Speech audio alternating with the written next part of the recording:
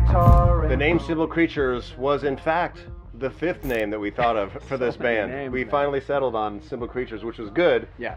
Because in retrospect, the names we had tried to get before that were not the right fit. Didn't make as much sense. Hot Cousins? Hot Cousins was perhaps was good for a day.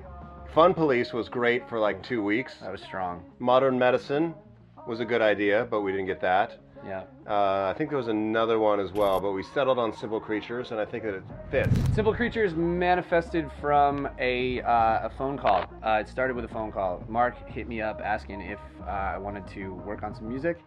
It had been something that we had talked about, and we just hadn't really found the time. Mark sort of presented it to me as like a Mark featuring Friends project that he was working on. It was sort of he wanted to work with a bunch of people he hadn't gotten to work with, and I just happened to be the first person he hit up.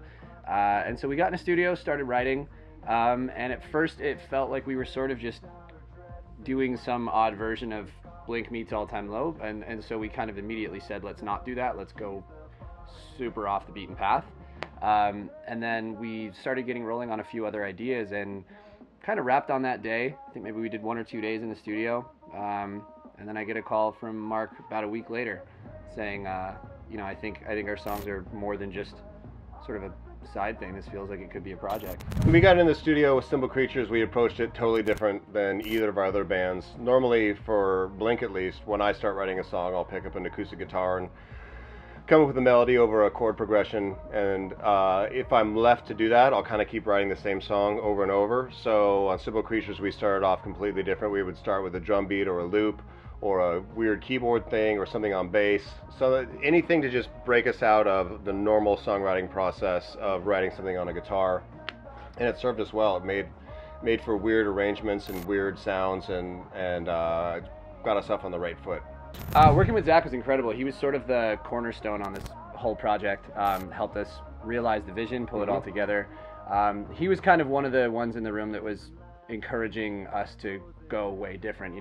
When we were sort of running into moments of self-doubt or, where do we go with this? He was always the one to, early on, push us off the beaten path. Zach's such a talented writer, producer, engineer, mixer, composer. He's a secret weapon that in a couple of years he's going to be way too big to work with either Not of us. Not going to return our sure. phone calls. I'm getting him in now while he still answers. I think my favorite's Become Lucy. Yeah, me too. I really love playing that one. It's got a great energy. It was the weirdest song on EP1, and we kind of always, it felt like the odd child. As it was mixed and as it was mastered, and when we decided to put it on EP1, it was kind of always an outlier for me, and I think I thought about it the least. I was just like, this one doesn't make sense, but it does in a lot of ways, and we just let it live like that. And then as we've rearranged it and figured out how to do it live, I think that one's going to translate amazingly in front of the crowd. It's the most fun to play live, that's for sure. My favorite thing about working with Mark is his ability to craft really awesome, intricate, story-driven lyrics out of thin air. I tend to overthink lyrics, and I have a hard time sometimes honing in on a concept that I want to go with. And especially working on this project together, he was always sort of the one that would knock down those walls when I would get in my own way. Lyrically, he would just be like, what about this? Here's a chorus, or here's a verse. And riffing off that for me was super helpful, because then suddenly that would open the door for me to know exactly where the song was going. My least favorite thing about working with Alex is that he's not a pushover. It's actually my favorite thing about working with Alex is that he will totally say that idea is not there yet.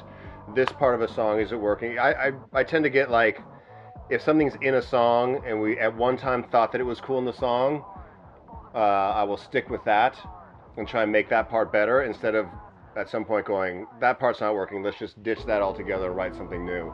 And Alex is very much, if something's not working, just ditch it, or that idea is not cool enough, or this chorus needs to go here, and he's very opinionated in that way. And it's actually exactly what I need in the studio, or else my stuff just sounds extra medium. One word, Simple Creatures, trash pop. Trash pop as one word. Trash pop. Trash pop is one word. Yeah.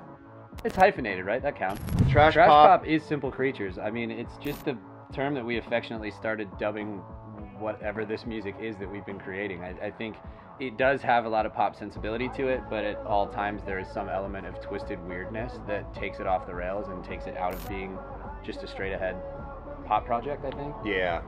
If I were a creature, I would be a polar bear. Just, I'm worried about the polar bears.